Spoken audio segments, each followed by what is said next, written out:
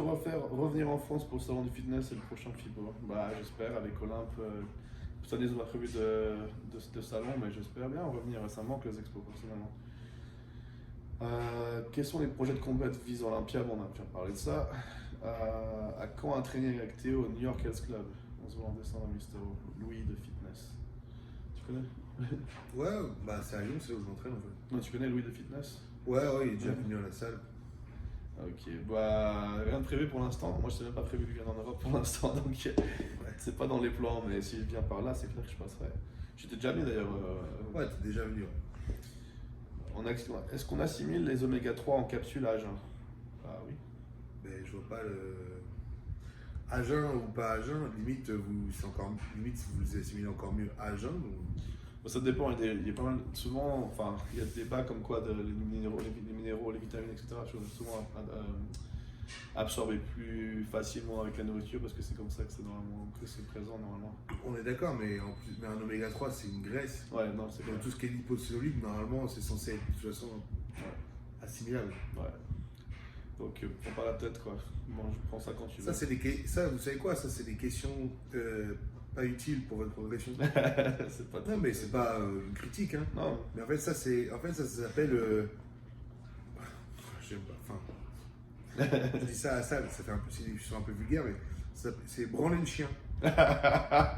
C'est-à-dire en fait c'est des questions qui sont en aucun cas Dis ça avec. intéressantes pour en aucun cas intéressantes pour votre progression. Il n'y a aucun professionnel qui se pose cette question-là en fait. C'est voilà. Ouais, c'est pas très. Surtout qu'en plus de ça, c'est en fait c'est des articles qui sortent souvent pour donner matière donner matière sur des magazines, sur les forums, à discuter, à machin. Et scientifiquement, il y a rien, il y a une thèse, une contre-thèse. Ouais. C'est juste histoire de vendre du papier et de vous occuper sur Internet. Hein. Ouais. Non, c'est pas des questions qui vont vraiment faire avancer les progrès. Parce que même s'il y avait une différence, elle serait pas grande et ça jouerait pas sur le fait que tu fasses 5 kilos de plus ou de moins. Tu vois. Ouais, exact. Kiariou 290 qui demande combien de fois tu fais les gens dans la semaine. Toi tu le fais qu'une fois? À 2 en fait. 2? Bah, une accès quad, une accès machin. Ouais. Mais je fais quand même ouais. Ouais, moi c'est ça pareil. Enfin, là je faisais 2 séances quad, plutôt quad avant, jusqu'à ce que je me fasse mal au quad justement il y a 2 mois en arrière. Et là maintenant je fais plutôt séparé quad issue, en attendant que ça récupère. J'avais des douleurs au genou qui sont en train de partir, donc je suis en train de prendre soin de tout ça pour pouvoir commencer ma prépa. Mais on le fait nous à notre niveau. Hein. Il faut savoir que quelqu'un d'amateur ou lambda, si vous voulez progresser des cuisses, faites-les qu'une fois par semaine. Hein. 2 fois. Il faut voir si vous récupérez déjà quoi.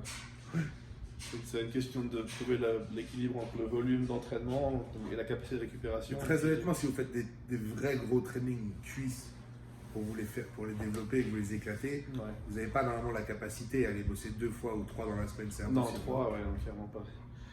À moins que ce soit une séance pomme juste pour essayer de mieux te récupérer, quoi, mais faire 2 fois dur, c'est déjà beaucoup, quoi. On a juste un message sympa de Antoine AZNT. Rien à dire, le duo Stan Théo donne de la force, c'est fou. C'est sympa. Cool, merci. Salut les Frenchies, Théo, as-tu convaincu Stan de repartir en Carsic? Non, je ne l'ai pas convaincu. Après, moi, à l'époque, on en a déjà parlé. Moi, je lui ai dit ce que j'en pensais. Maintenant, encore une fois, en fait, si tu veux, le plus important, c'est qu'il fasse ce qu'il a envie de faire et qu'il soit heureux et qu'il le fasse, quoi. Si c'est faire classique pour qu'il soit malheureux et comment dirais-je, pas satisfait dans ce qu'il fait et dans sa vie, que c'est pas de sens, voilà quoi. Maintenant, pour moi, ça reste la meilleure option, mais après, voilà.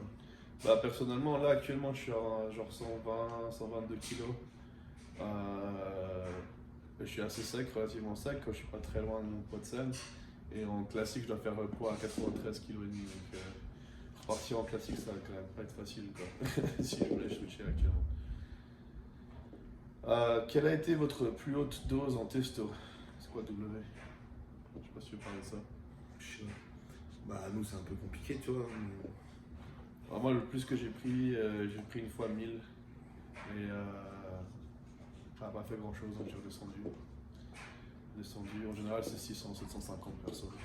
En fait, avec Stan, j'allais dire au-delà d'avoir la même vision des choses, parce qu'on a tous les deux un préparateur, et on fait des choses qui sont à peu près similaires, finalement.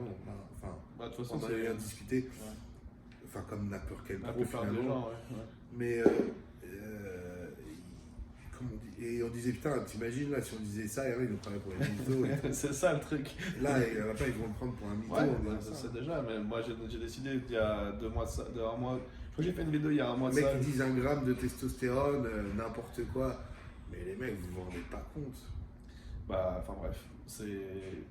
Enfin, moi je l'ai dit il y a à peu près un mois de ça, j'ai décidé de faire une vidéo, j'avais décidé que j'allais commencer à parler de ce genre de sujet. Donc voilà, il y a une question qui vient, je me dis honnêtement.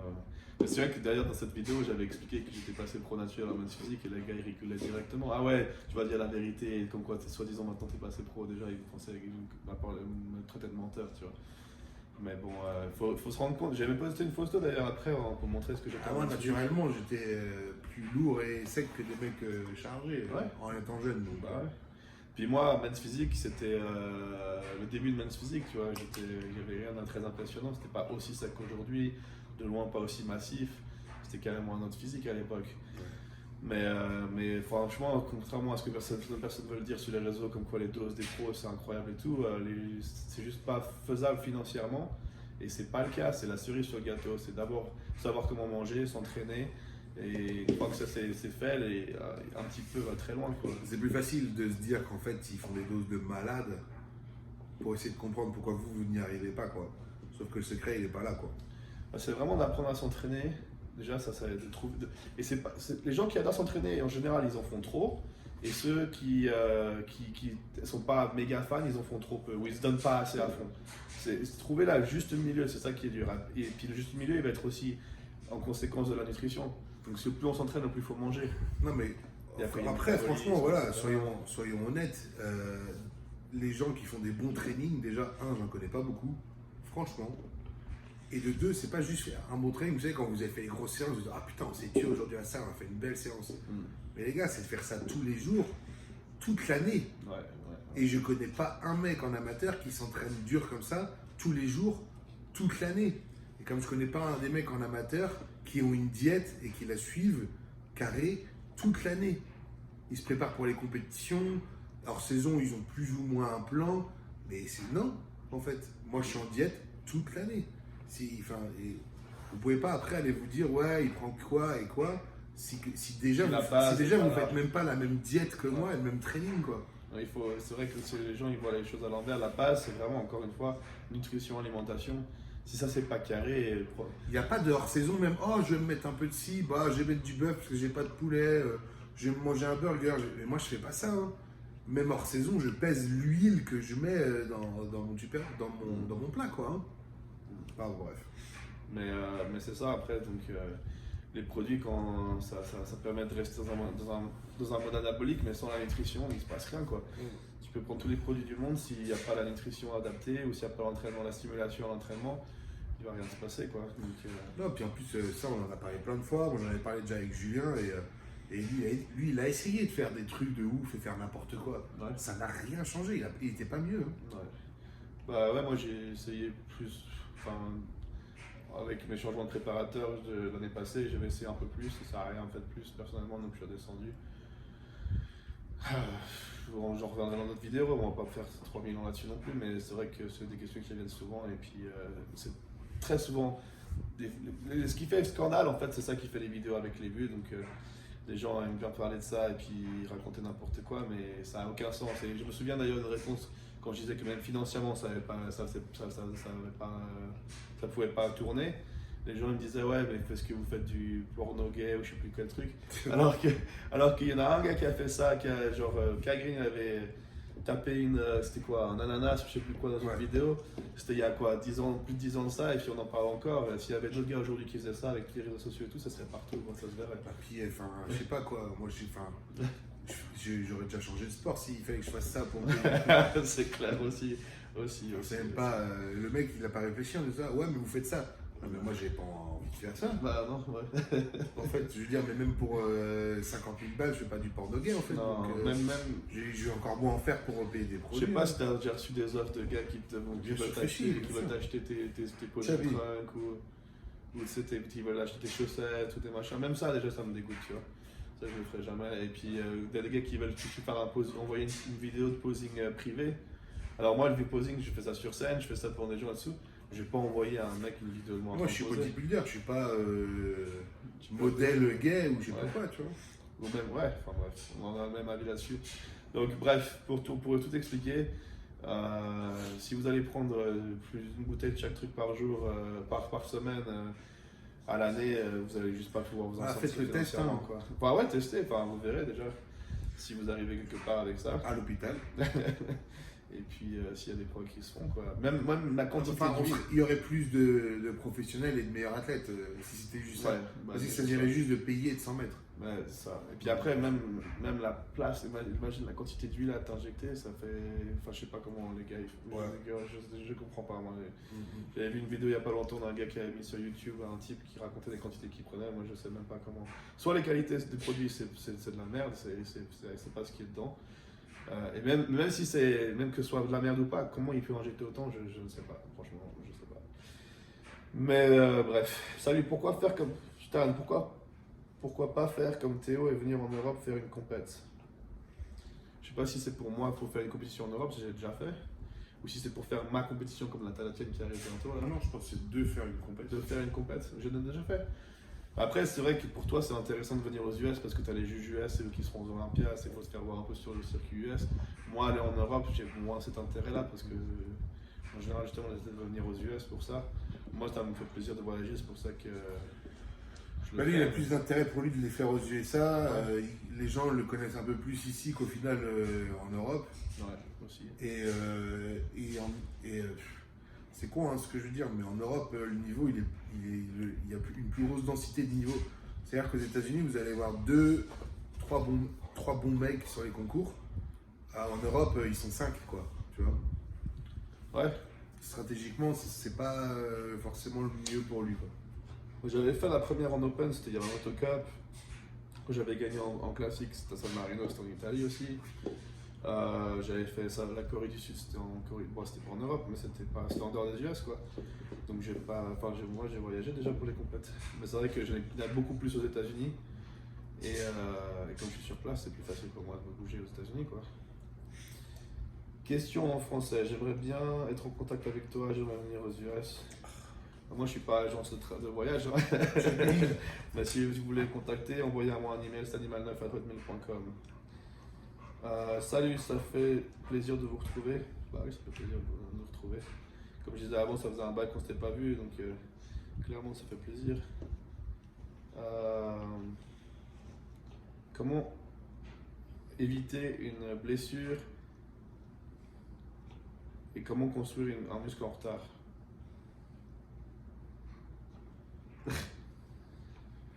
Bah prioriser, c'est ça? Mais comment éviter une blessure?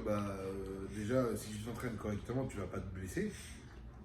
Si t'as pas déjà comment dirais-je, un terrain propice à te blesser, il n'y a aucune raison que tu te blesses si tu fais les choses correctement. Et comment développer un muscle en retard? Alors, la plupart du temps, c'est pourquoi ton muscle, il faut déjà comprendre pourquoi ton muscle est en retard. Tu as un muscle comme tout le monde. Donc, s'il est en retard, c'est que la raison, elle vient pas du fait que ton muscle il soit différent de Jean-Pierre.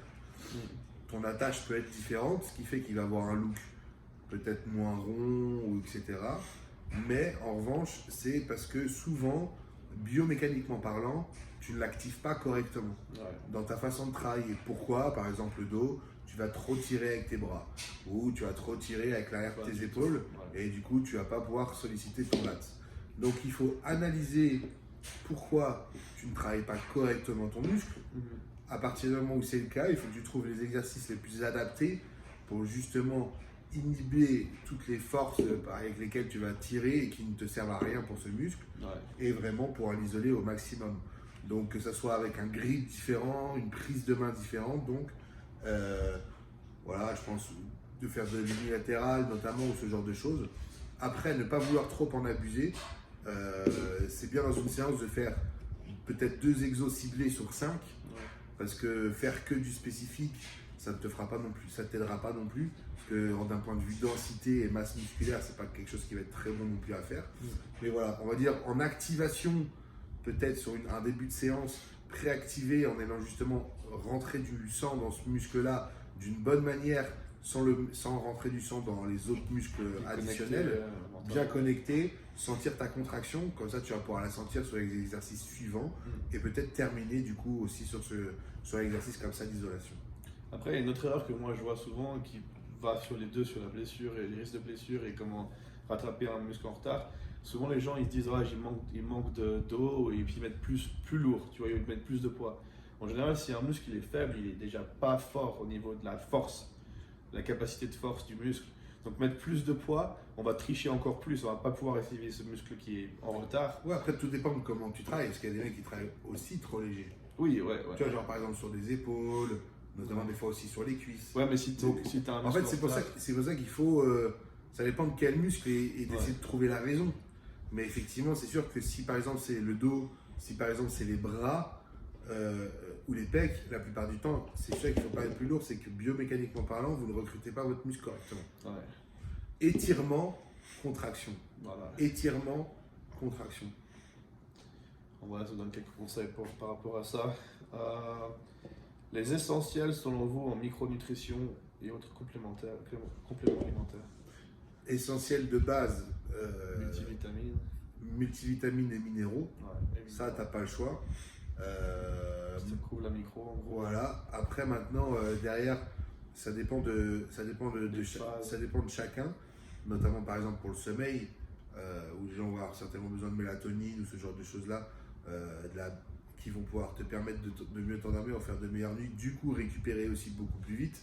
Parce que si tu fais des meilleures nuits, des nuits plus profondes, tu construis plus de muscles, tu sèches plus et ton métabolisme de toute façon sera beaucoup plus actif. Ouais.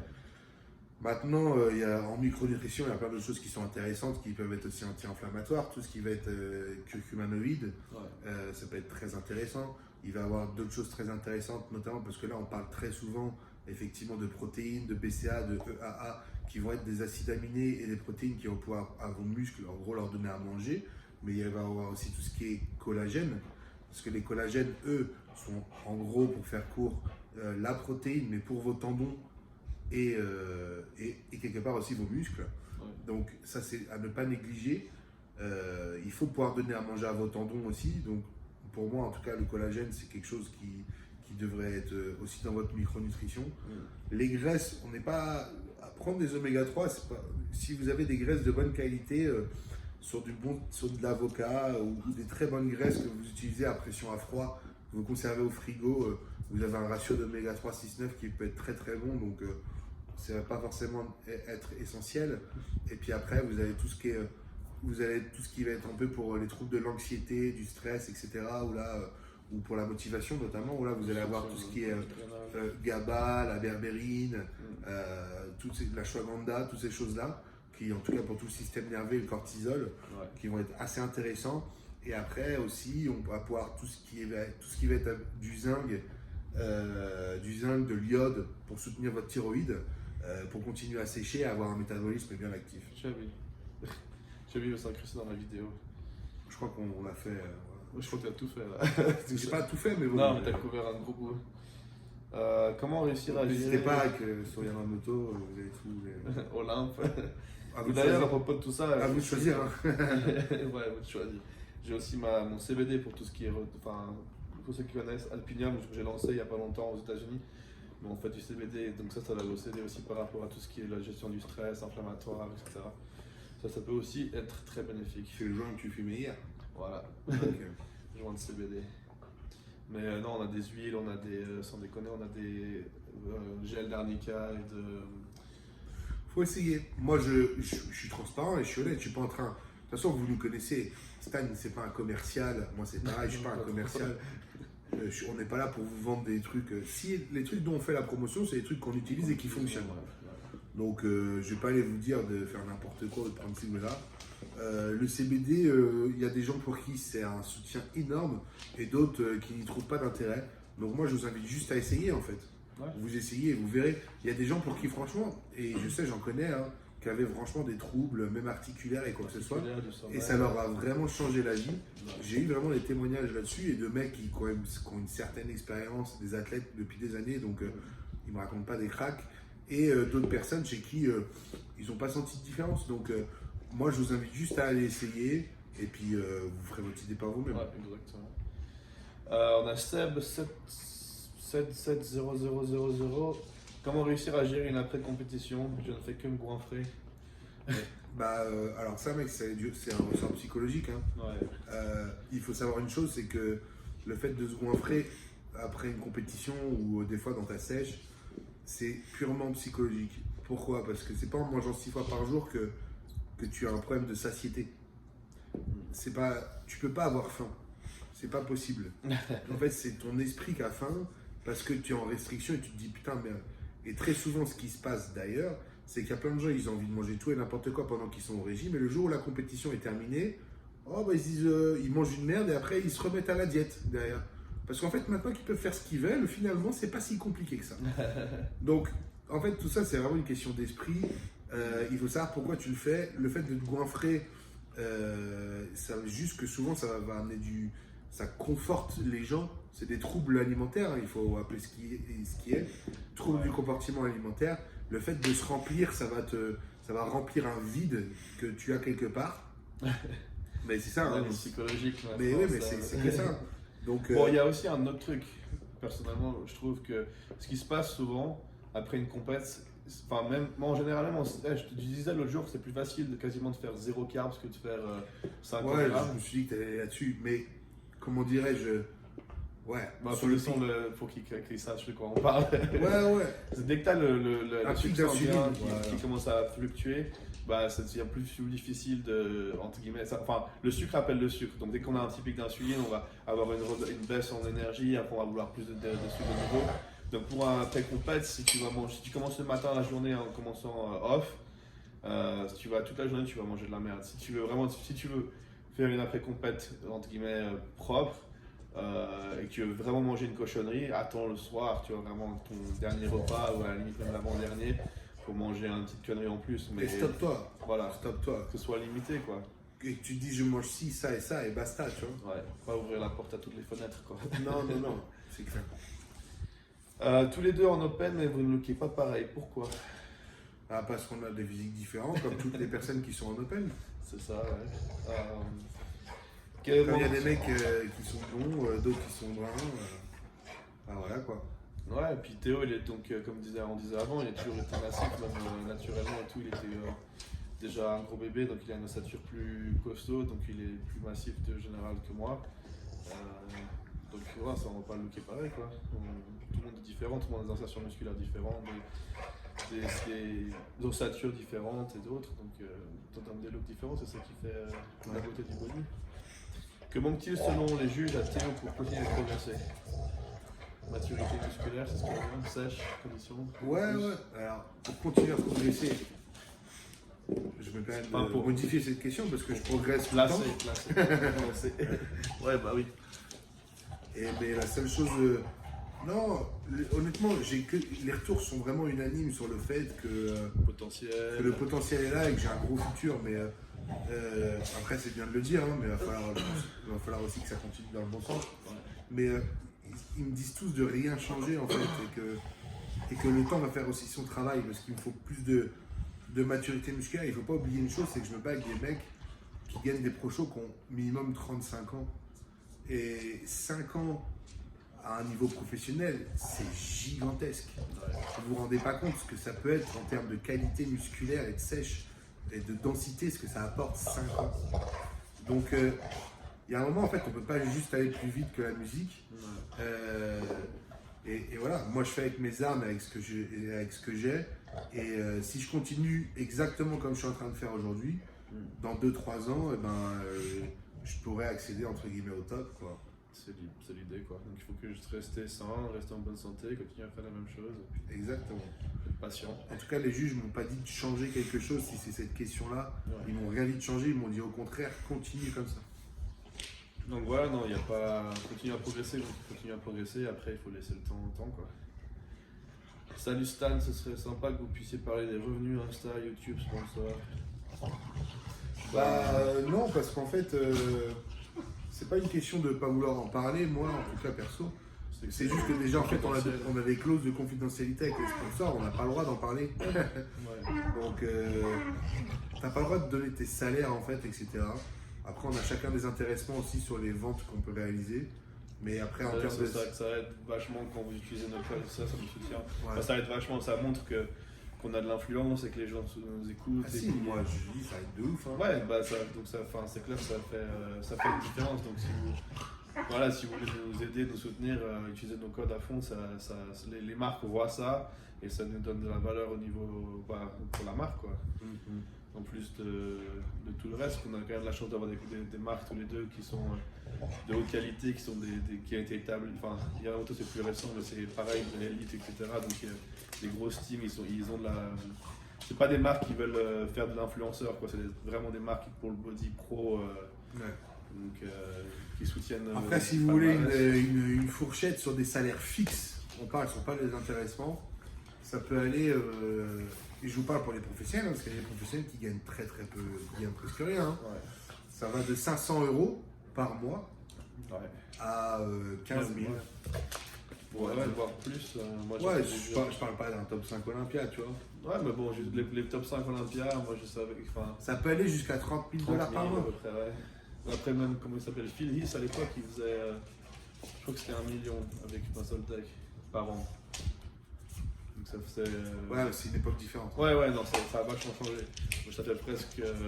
1 million à l'époque, c'est un demi-million aujourd'hui. Ouais. T'as gagné 30 000. Ouais, ça a vachement baissé.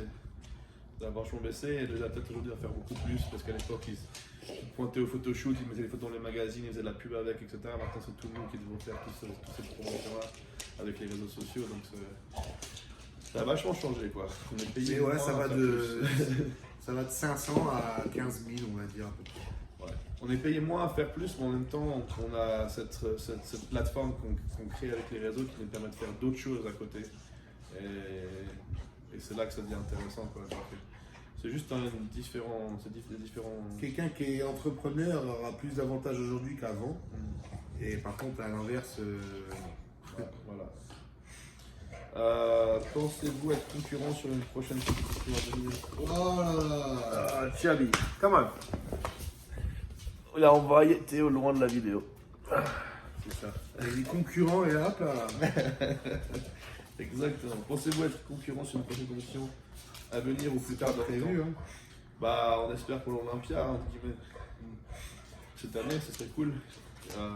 C'est pas prévu. Après, je veux dire, on se pose pas vraiment la question, évidemment. C'est sûr que demain, si on se retrouve ensemble, Stan va vouloir me battre et je vais vouloir battre Stan. Enfin, je veux dire, ça c'est juste logique et c'est le sport, quoi, en fait. Mais en fait, il faut savoir qu'on se bat avec des mecs à chaque compète. Ouais. Donc de toute façon, que ce soit Stan ou un autre. Mais je sais pas pour toi, le body, moi je me dis jamais.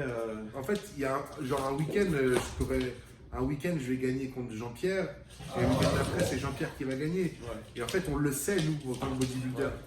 On le sait que ça tient pas juste à t'es plus fort et t'es plus fort tout le temps. Ouais. On sait qu'un coup ça peut être toi, un coup ça peut être moi. Et en fait, on le sait Chabi. tous. Donc il n'y a pas de. Stop. Chez les professionnels, il n'y a pas ce truc-là de concurrence, ouais. C'est un peu. Ce que je voulais dire, c'est qu'il n'y a pas cette. Oh, il faut que je détruise ce gars, ou il faut que je le batte. C'est chacun veut venir à son meilleur, et puis voilà, que le meilleur gagne. En fait, on sait tous les sacrifices qu'on fait chacun pour en arriver là et que c'est dur. Et en fait, on est toujours content, même quand on voit un mec gagner. Ouais. Même si c'est pas nous et qu'on est déçu, on est quand même content pour lui parce qu'on sait ce qu'il a donné, etc. Et on sait ce que ça représente. Voilà. Donc voilà.